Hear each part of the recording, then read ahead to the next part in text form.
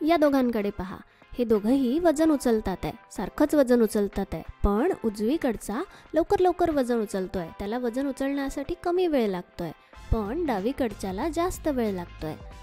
हे दोघंही सारखंच कार्य करतात आहे, कारण कार्य म्हणजे ऊर्जेचं स्थानांतरण.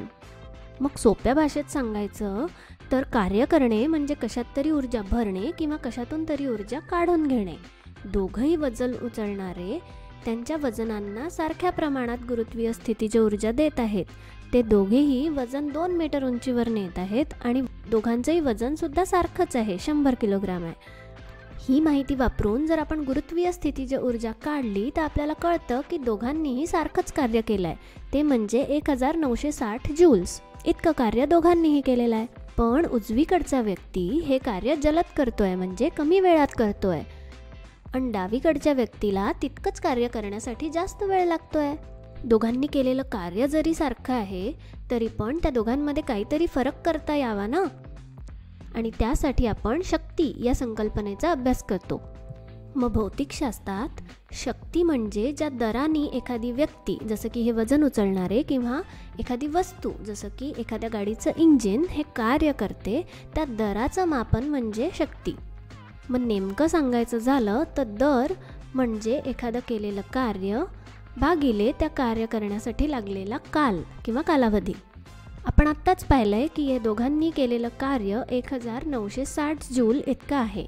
आता समजा उजवीकडचा हे कार्य 1 सेकंदात करतो आणि डावीकडचा व्यक्ती हेच कार्य करण्यासाठी 3 सेकंद लावतो. मग आता या दोघांना लागलेला वेगवेगळा वेळ वापरून आपण जर शक्ती काढली तर आपल्याला कळतं की उजवीकडच्याची शक्ती आहे 1960 जूल्स प्रति सेकंद आणि डावीकडच्याची शक्ती आहे 653 जूल्स प्रति सेकंद. जूल प्रति सेकंद याला वॉट म्हणतात. स्कॉटिश अभियंता जेम्स वॉट याच्या नावावरून हे एकक घेतलेलं आहे आणि त्यासाठी W हे अक्षर वापरलं जातं. चला आता एक उदाहरण बघूया. समजा 1000 किलोग्राम वस्तुमान असलेली कार स्थिर अवस्थेतून निघून तिचा 2 सेकंदात वेग 5 मीटर प्रति सेकंद इतका वाढतो, तर त्या गाडीच्या इंजिनची शक्ती किती असेल? इंजिनची शक्ती काढण्यासाठी आपण कारवर झालेले कार्य याला ते कार्य होण्यासाठी जितका वेळ लागला त्याने भागू. आता या कारवर किती कार्य झाले हे समजून घेण्यासाठी त्या कारला किती ऊर्जा दिली गेली हे शोधावं लागेल. या उदाहरणात कारला गतिज ऊर्जा देण्यात आली आणि ही गतिज ऊर्जा देण्यासाठी 2 सेकंद लागले. कारची गतिज ऊर्जा काढण्यासाठी आपण कारचे वस्तुमान आणि कारचा वेग हे 2 गोष्टी वापरू आणि मग या गतिज ऊर्जेला 2 सेकंदांनी भाग देऊ.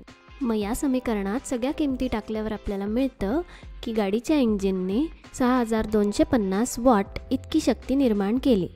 तर मग शक्ती म्हणजे काय? कार्य करण्याच्या दराला शक्ती म्हणतात.